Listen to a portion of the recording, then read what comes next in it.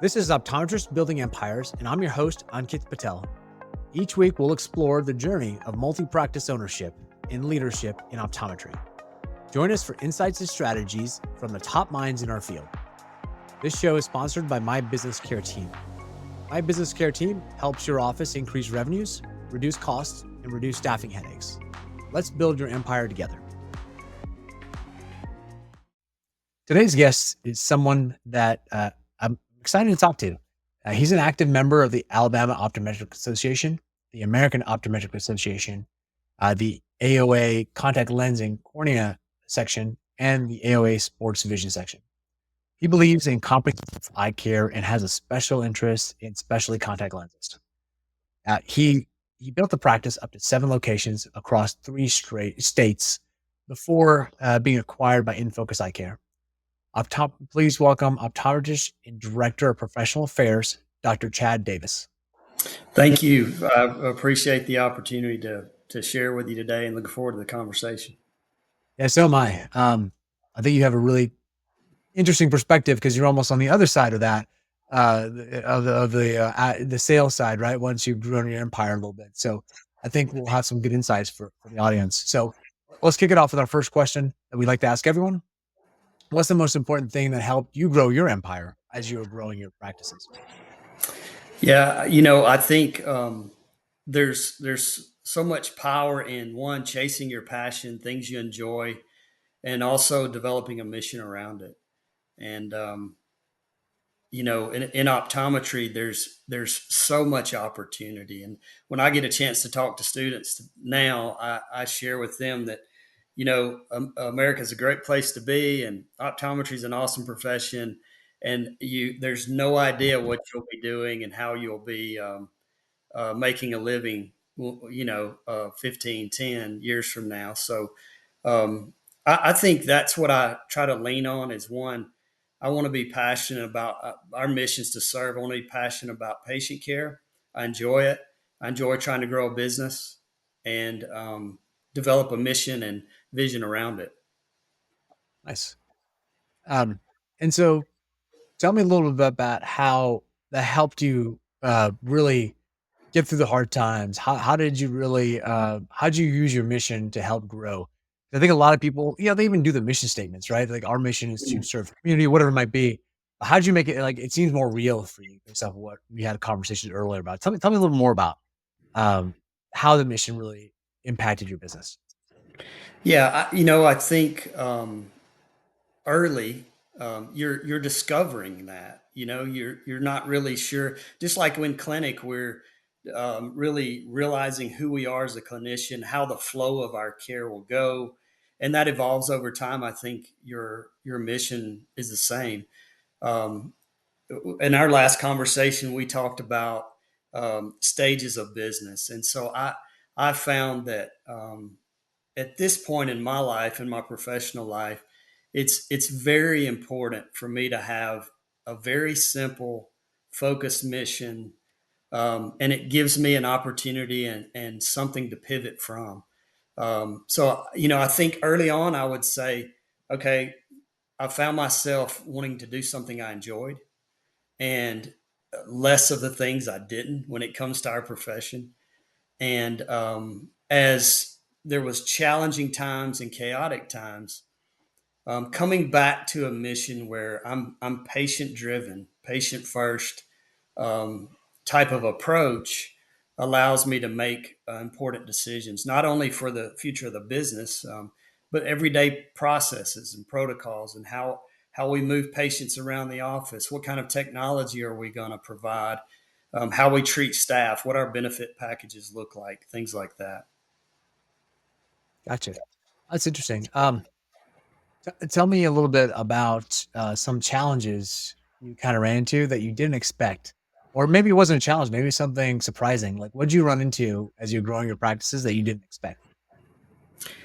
The first major hurdle was reaching a point where, and I used to say this is when you're doing $600,000 in a practice, but now that number with inflation is probably closer to eight.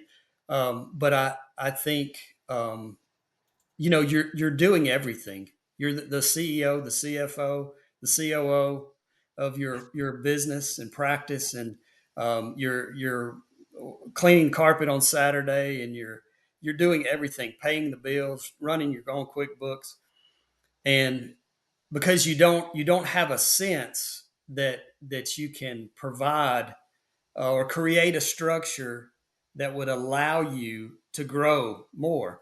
You think you've reached your limit. And for me, that was really challenging. I actually looked at all sorts of options. I mean, we had two and a half locations, um, no real administrator other than myself.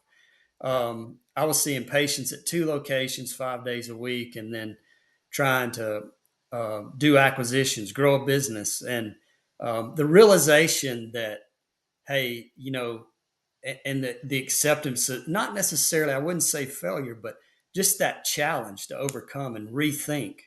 Hey, I'm going to have to develop some infrastructure and do this a different way if I want to be successful. So I think that was probably the most significant challenge, um, to be able to scale to something larger. Gotcha. Okay. Um, so what was it that kind of drove you? You kind of hinted at your mission. Tell a little bit more about how that kind of drove you to keep growing. I heard things like patient care, mission, kind of tie it together for me. Like, help me understand what drove this. Yeah, I mean, I think there's different types of locations and modalities to practice in, and even in a private practice setting, you can be more medically oriented, more refractive oriented, or a combination of both. And I think taking the approach that, hey, we want to practice full scope optometry, we want associate doctors that have the same vision. We want to be the place where patients come for all of their care. That's within scope and appropriate, of course. Um, I think I think that approach um, led us to being a patient first organization and a mission led company, saying, okay, um, what can I do today to improve our outcomes? And I'm the son of a elementary school lunchroom worker, and my dad was a high school basketball coach for a period of time, and then got involved in local politics and was a probate judge. And so I think that's part of it. It's been being a servant's been beating me over the years, but I think it's who we want to be, and I believe that if we're mission focused, it attracts staff and other doctors who buy into the same philosophy of saying, "Hey, we're going to do what's best for patients today," and everything else will work itself out. So that's who we are. What, just kind of give me an idea. What was or what is your mission? Well, question first off, did the mission change when you sold? Is it a different mission now? And what was it before you sold? Let's start with that. Maybe what was your mission as you're growing your practices? Yeah. So I think, like you shared earlier, um, I had a business consultant come in the practice, but we were maybe two locations, and he and I still have it somewhere. But he put together a nice presentation for us of our mission, vision, and that mission statement was a page long, and and it was aspirational. It was all the things we were trying to be, but it evolved over time for me in something very simple, and that is just to serve. Our mission is to serve patients, serve staff, create opportunities for success for um, all the staff members we can touch. So on an administrative side, it's the same mission as it is when it comes to walking in an exam room. Um, and the answer to the question is no. Today, and it's the reason why I'm so excited to be part of InFocus Eye Care is because we have a CEO in Ryan Williams who is an eye care guy. I mean, he's Yeah. been in the trenches, and it's a new model in that we're physician backed capital, and so I carried that mission with me to Infocus Eye Care. So I still have a chance to speak with our doctors on a weekly basis about the importance of patient outcomes and putting patients first. And I'm curious, how are you all dealing with? You guys have a lot of locations. How are you all dealing with staffing challenges and reimbursement challenges that other folks are also facing right From a staffing standpoint, I'm sure like everyone else, um, it's a different time. I mean, since COVID, it's just been different. I don't know. I can't even really explain all of the intricacy there, but we um, we invest in leaders in the practice and in the business, and so um, we delegate a lot of responsibility to practice managers, and we want them to develop relationship with staff that um, uh, will initiate trust, and our goal is to have long term relationships with our doctors. And so, if it's a good fit, we want to have a relationship with that doctor for quite some time. Yeah, I think there's no magic formula, at least that I've found from a staffing standpoint. Um, we have a central ordering process for optical. That was one thing we added after COVID. That so we don't have to go attack and try to find the most skilled optician. We place really skilled, knowledgeable, insurance oriented opticians in our ordering group, and they're able to do the heavy lifting there, and we can go out and find staff who want to do what's best for patients and want to serve people in our locations. That's interesting because when we did that too, we took all those admin things out and just whoever's in office does the main thing that you need to focus on when people are in the office, like that experience. We actually saw a 33% increase in our revenues because of that. Because you're right, you find the right people who can do that really well, and you give the people who can do the details well to someone else and break that up. It was really helpful for our staffing too. Yeah, it's an Like, oh, investment, I mean, yeah, and you feel the risk going into that, but it's been effective for us. that's good. So what's what's kind of next on the horizon for where you see yourself fulfilling your mission? Like, what do you see was next for you? Well, we at Infocus Eye Care, we have 23 locations from Boston to South Beach, mostly Florida, Alabama, Tennessee, a couple of North Carolina, New York, and Massachusetts. And I think um, as we grow, we've taken 2024 to regroup and develop some key infrastructure and create our transition process for doctors joining us to make that more efficient and comfortable. But I think the opportunity is as we continue to add practices and doctors to our organization and the group, um, we love working with doctors who are coming from private practice and essentially share the same mission. They may not use the same words I use, but I think it's what you feel when you go into a medically oriented environment. You are there to develop a relationship with a patient that will lead to their trust in you. And it's what we knew as kids, or when you went and got your first eye exam. You drive by a location and it's Dr. Patel's location. It's not some name or corporate name. That's the comfort and feel. And we're looking for locations to add to our group that will satisfy that, and also allow me an opportunity to grow with the doctors and build mission together. Nice, appreciate that. What are some of the biggest challenges you're facing right now? What keeps you up at night? Well, I mean, I think probably the same as any single location practice owner. It's as a clinician, I still see patients, and so I'm dealing with the maybe added efficiency of electronic health records, and maybe the little bit of the clog in the system as well. And so spending a lot of my time charting, um, relating to our doctors in a way to where we can build engagement and still process. We're a very our clinics are autonomous. Our doctors are the doctors.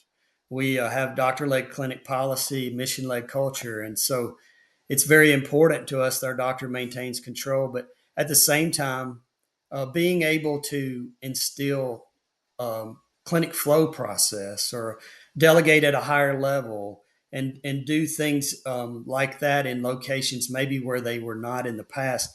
Those are it's a challenging because we're used to doing providing care the way we provide care and making decisions the way we do. But for me, I think that's one of the probably the biggest challenges today is making sure protecting the integrity of clinic, making sure our doctors are the doctor, but also creating opportunity to elevate outcomes and provide better care.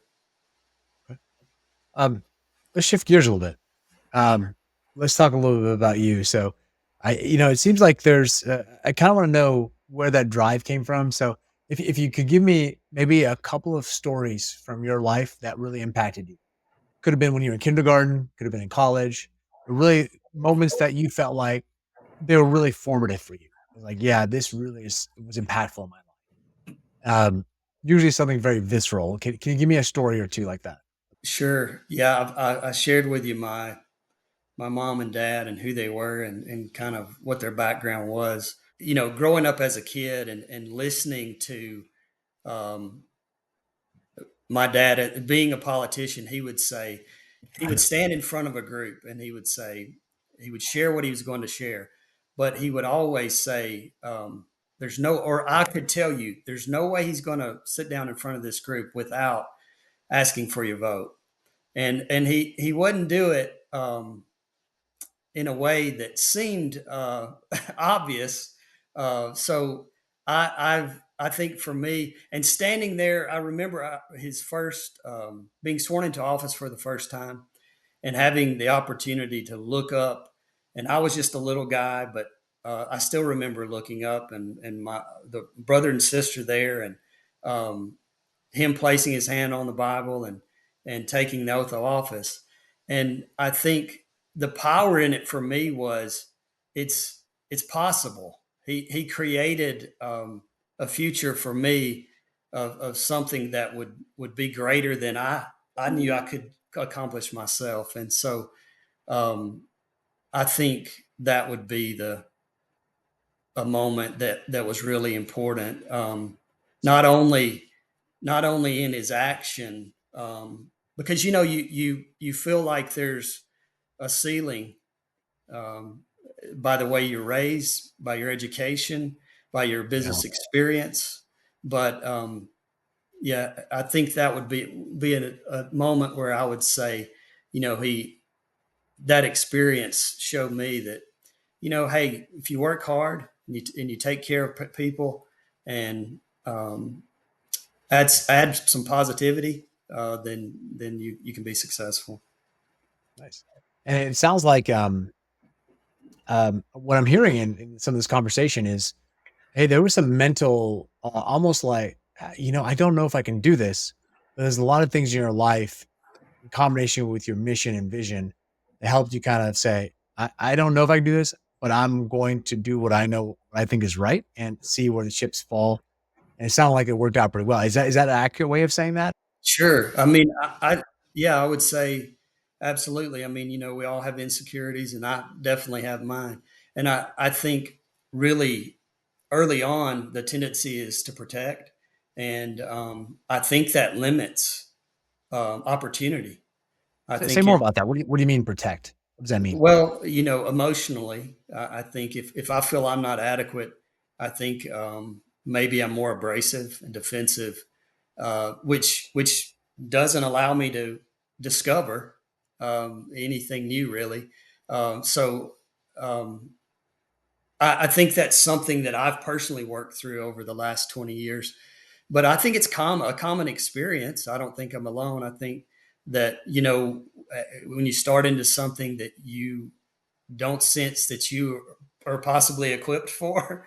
That you're learning every day, but at the same time, you're trying to prevent damage to yourself, Yeah. and that doesn't open up the doors for people who can grow your business, who want to help you, who have a desire to see you be successful. You're closing yourself off to all the opportunity.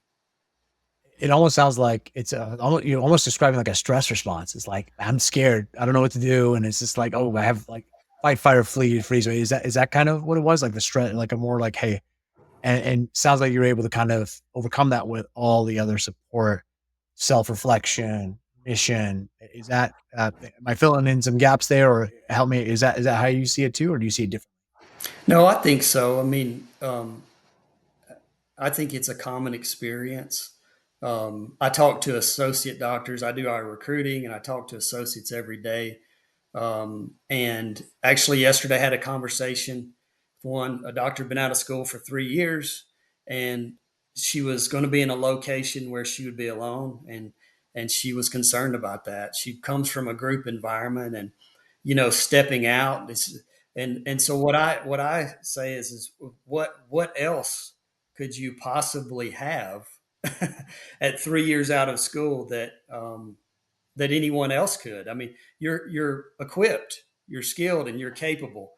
And so it's easy for me to say that, but it's challenging to get down to the brass tacks of believing in yourself and being convinced that you have what it takes. And I think it's just the nature of the journey. And I think you grow in confidence, and you discover and realize as the days goes by, and it changes who you are, and that's part of it. Yeah.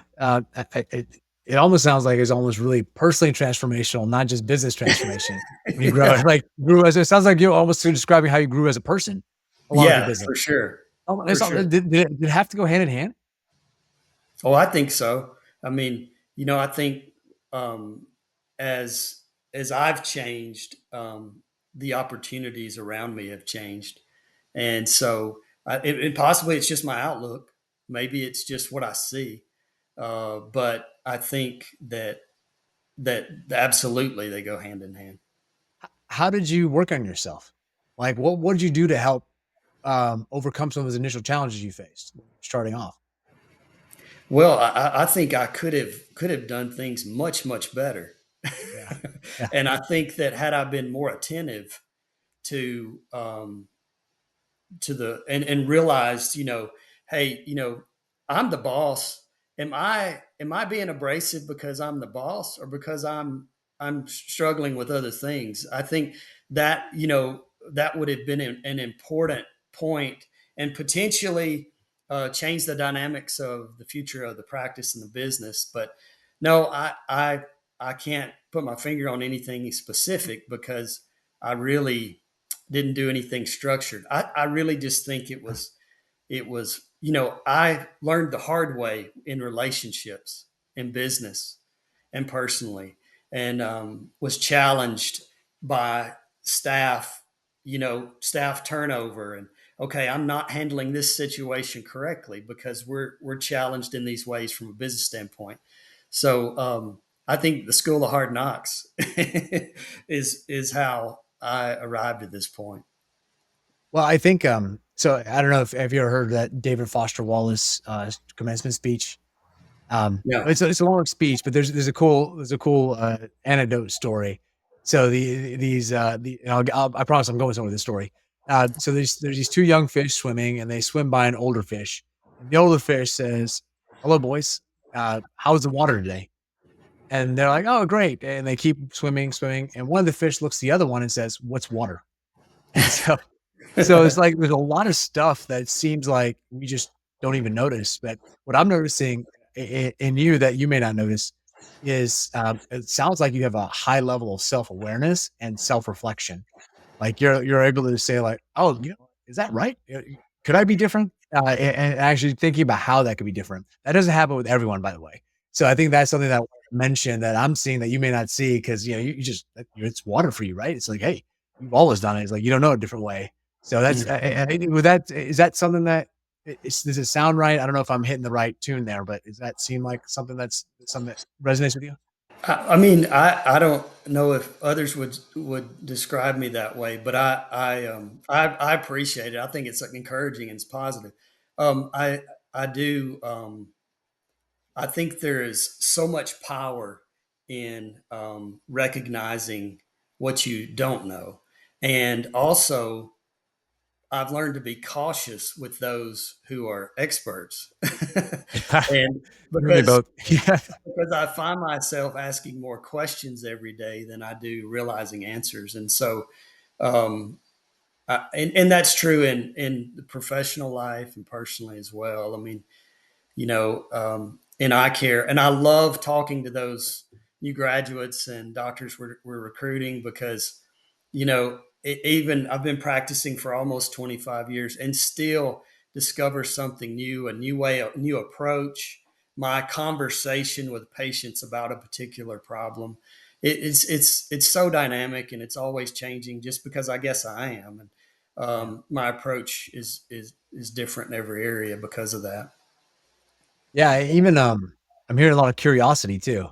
So, Mhm. you seem like I mean, even, we have, talked to each other for a couple of years, and every time I remember interacting with you, I was like, "Oh, this person's" it's interesting the way they look at the business. So, I was very curious about your approach because you came at it from a slightly different perspective than what the quote unquote norm was. And so, with your expansion, right? I remember Mhm. you and I were talking when we had a practice for sale, and it was in a state that you weren't in yet. And I was like, "Oh, wow, that's pretty bold to come into this size of a practice for first place in Georgia." I was like, "That's interesting thought pattern." And so, little things like that I picked up on knowing you.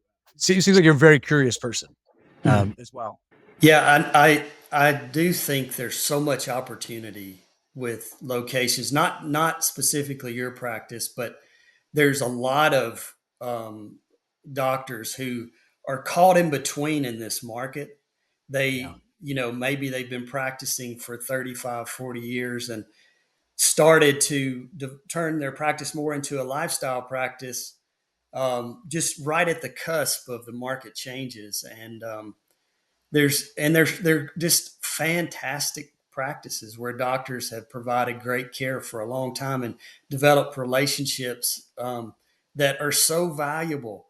And they're full scope locations. I mean, that those doctors are taking care of the whole family, providing medical care, and they're trusted in the community. That was, initially my approach was to go try to find those locations close to us because there was really no buyers for them yeah, initially, and I guess that's still true today. But I think there's a great opportunity out there for sure. nice. So, now I'm gonna ask you to time travel a little bit. Let's go back to when you graduated OD school. Let's say it's 4 days after OD school. What would you tell your younger self knowing what you know now? Hmm. Yeah, I think there's a country song. Okay. I know what you're talking about. Yes, it's good. Is that Toby Keith, right? Is that what it is? Yeah. I'm not sure, but writing a letter to yourself, I think you know. Um, really, it's kind of cheesy to say, but just be persistent. Believe in yourself. All the things that your mom and dad, if you had a mom and dad like mine, all the things your mom and dad told you, as you were setting out, is you know, you'll be okay. Things will be all right, and things will work out. There's no way to go back and share the intensity of the effort, Yeah. the challenges, the height of the challenge. There's no way to go back and be able to explain it. It's just part of the process and journey of living it.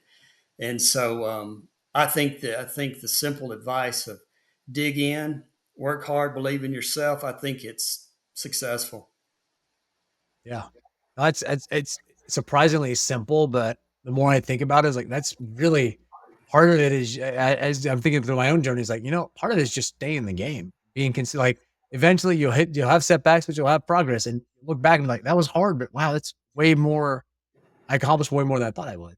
So Yep. I think a lot of wisdom in that comment that you just mentioned that a lot of times if people haven't lived it, it's hard to understand that. Yeah, I tell my kids all the time. I'll say, and whenever I ask them a question now, they'll say, I'm thinking of this answer," but I would say, "There's nothing in life is free, right?" Yeah.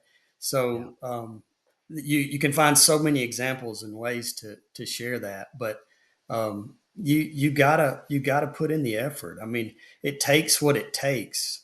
You're sowing seed for most of your optometric journey. it's Yeah. just it's just part of it. I mean, I don't know another way to do it, and I haven't really found people that have been successful in our profession that haven't really just worked hard and try to do what's right for patients. Yeah. Almost every single guest has said some form of that. Mhm. Um, and so I think you're spot on with that for sure.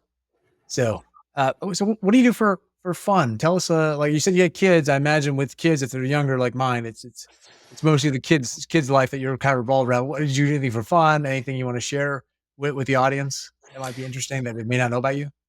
Yeah, we've kind of transitioned with the kids into more. One's married, one's getting married, Okay. and so we have a little bit of I'd hate to say freedom, but that's probably what you would say too, but a little bit of Peter. freedom. Yeah.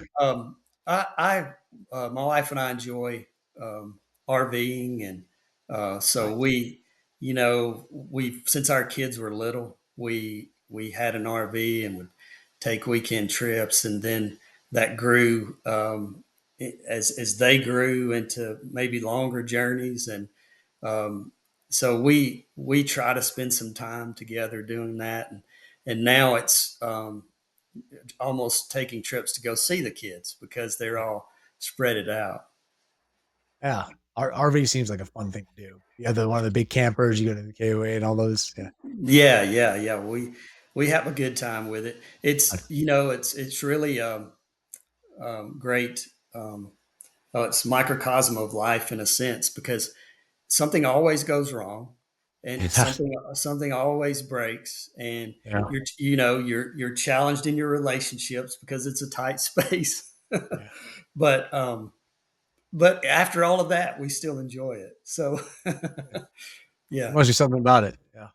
yeah. I've would love to do at some point, but that's cool. Well, so where can people find you if they want to connect with you? I want to share my email address. It's Okay. chadd@infocuseyecare.com. And I would love an opportunity to share In Focus with anyone that's interested and would like to hear more about our new model. InFocusEyeCare.com shows our locations and how we're spread out. But be glad to elaborate and talk with anyone about it. Awesome. Well, thank you again for being on the show, Dr. Chad. No, hey, look, thanks for having me. I enjoyed it. Appreciate the opportunity to talk about the subjects we did. Yeah, and thanks again, audience. And if you learned something, you enjoyed it, please share it, like the podcast, share the podcast or videos with your friends and family and colleagues. Thanks again, Chad. And this has been another exciting episode of Optometrists Building Empires. We'll see you next time. That's a wrap on another episode of Optometrists Building Empires. Thanks for joining. For show notes and more, visit buildingempires.live. This show is proudly sponsored by My Business Care Team. My Business Care Team was born out of staffing challenges my wife and I faced together, managing multiple optometry locations. We refined our approach at Classic Vision Care and now offer our expertise to others. If you're experiencing challenges with staffing and you'd like to set up a discovery call, we'd be happy to help you and connect you with the right resources. We'll see you next time.